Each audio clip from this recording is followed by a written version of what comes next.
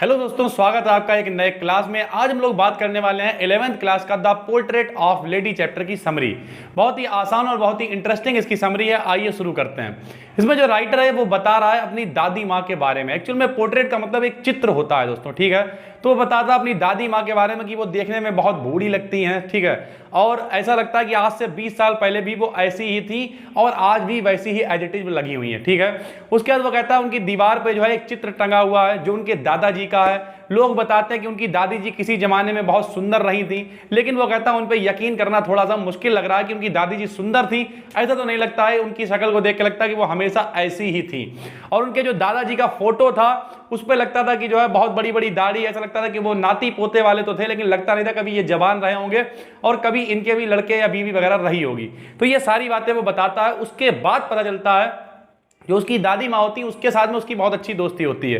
वो लोग गांव में रहते होते हैं स्टार्टिंग में, ठीक है। और उसकी दादी माँ क्या करती हैं, डेली सुबह उसे उठाती हैं। जब वो स्कूल जाने के लिए तैयार होता है तो उसे तैयार करती हैं, फिर उसे एक बासी रोटी देती हैं जिसपे दही और चीनी वगैरह भी लगा के रखती हैं, ठीक है। वो आराम से खा लेता है और उसकी दादी माँ हमेशा प्रार्थना करती रहती है, क्योंकि बूढ़ी बहुत हो गई है तो आवाज़ सुनाई नहीं देती है। लेकिन क्या होता है, वो बोलती, होंठ उनके हिलते थे नहीं, बूढ़े वाले लोग प्रार्थना करते तो प्रार्थना करती रहती हैं, ठीक है। फिर वो बताता है वो दादी माँ साथ में स्कूल जाती हैं।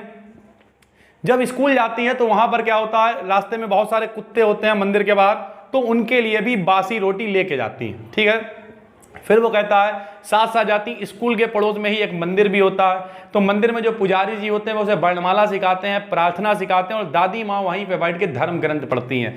जब हम लोगों का काम पूरा हो जाता है तब हम अपने स्कूल से और दादी माँ वहाँ मंदिर से वापस आ जाती हैं। वापस लौटते समय मंदिर के गेट पे बहुत सारे कुत्ते होते हैं, तो उन कुत्तों को वो वही बासी रोटी जो लेके गई होती हैं वो बासी रोटी भी खिलाती हैं, ठीक है। तो इस तरीके से अच्छी मस्त जिंदगी कट रही होती है। लेकिन फिर क्या होता है, जो उसके माता पिता होते हैं वो शहर में एडजस्ट हो जाते हैं। तो वो कहते हैं अब आप लोग भी यहाँ पे रहो, तो वो और उसकी दादी माँ जो है शहर में रहने चले जाते हैं। जब शहर में रहने चले जाते हैं तो उसका स्कूल में एक अच्छे स्कूल में एडमिशन हो जाता है। जब अच्छे स्कूल में एडमिशन हो जाता है वहाँ पे इंग्लिश है, ये सारी चीज़ें पढ़ाई जाती हैं, मैथ वगैरह। तो जब वो लौट के आता है उससे पूछती है कि क्या पढ़ाया गया, तो वो बताता आज इंग्लिश पढ़ाई गई है। तो उसकी दादी थोड़ी सी दुखी होती है कि अब हम इसकी मदद नहीं कर पा रहे हैं, क्योंकि गाँव में तो वो उसे बताती रहती थी ये ऐसे होगा ये ऐसे होगा। लेकिन अब वो बड़ा हो चुका था, इंग्लिश मीडियम स्कूल में जा रहा था, तो इंग्लिश मीडियम स्कूल में इतनी ज़्यादा मदद नहीं कर पा रही थी वो। लेकिन फिर भी बातचीत चलती है उनकी। और एक दिन ऐसा आता है जब, हालांकि अब जो कुत्ते हैं उन्हें वो नहीं खिला सकती थी रोटी, तो वो क्या करती हैं, उनके आंगन में कुछ चिड़ैया आ जाती है, चिड़िया गौरैया टाइप, उन्हें वो दाना खिलाती हैं डेली, ठीक है।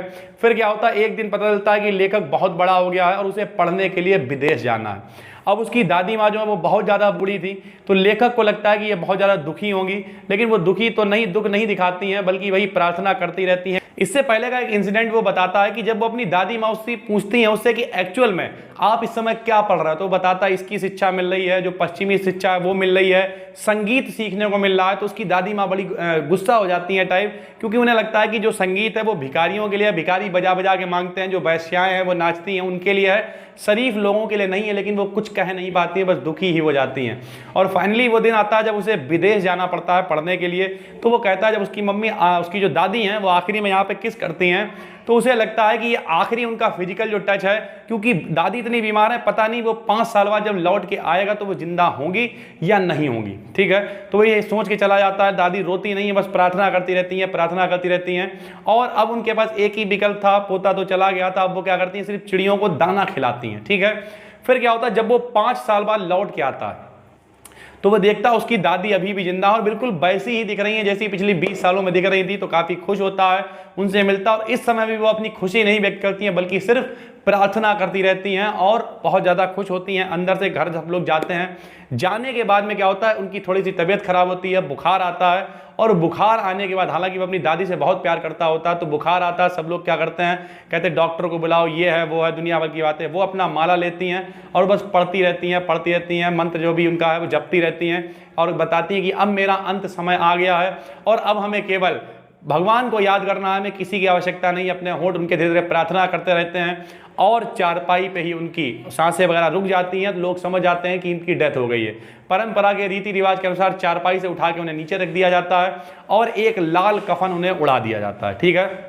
उसके बाद वहाँ पे जो चिड़ियाँ आती थी बहुत सारी, वो आज भी आई हुई थी, लेकिन चिड़ियों में एक अजीब तरीके का सन्नाटा था, कोई चहचहाट नहीं होती है। जो उसकी मम्मी होती है लेकर कि वो रोटी लाती है, जैसे दादी तोड़ के डालती थी वो डालती है, लेकिन कोई चिड़िया नहीं खाती है। उनकी जब अर्थी उठ के जाती है, वही लाल कपड़े में लिपटा हुआ कफन, जब अर्थी उठ के जाती है तो वो चिड़िया भी उनके साथ में उड़ जाती है। और अगले दिन जो झाड़ू लगाने वाला होता है उन रोटियों को सिर्फ झाड़ू लगा के ही ले जाता है, कोई चिड़िया कुछ नहीं खाती है। लेकर कहता बहुत ज़्यादा दुख लगता है, लेकिन उन चिड़ियों के लिए वो कर भी क्या सकता है। इस तरीके से आखिरी में उसकी दादी माँ खत्म हो जाती हैं और ये कहानी भी यहीं पे खत्म हो जाती है। उम्मीद करते हैं आपको कहानी अच्छी लगी होगी। अगर वीडियो अच्छी लगी हो तो चैनल को सब्सक्राइब कीजिए, वीडियो को शेयर कीजिए। और अगर आप एप्लीकेशन पे देख रहे हैं तो अच्छी बात है, लेकिन अगर आप चैनल पे देख रहे हैं तो इसी नाम से, जिस नाम से ये चैनल है, इसी नाम से एप्लीकेशन 21 तारीख को लॉन्च हो रही है। अगर आप 21 के बाद देख रहे हैं अच्छी बात है, 21 से पहले देख रहे हैं तो 21 को लॉन्च हो जाएगी, जहां पर आपको नोट्स वगैरह भी अवेलेबल होंगे।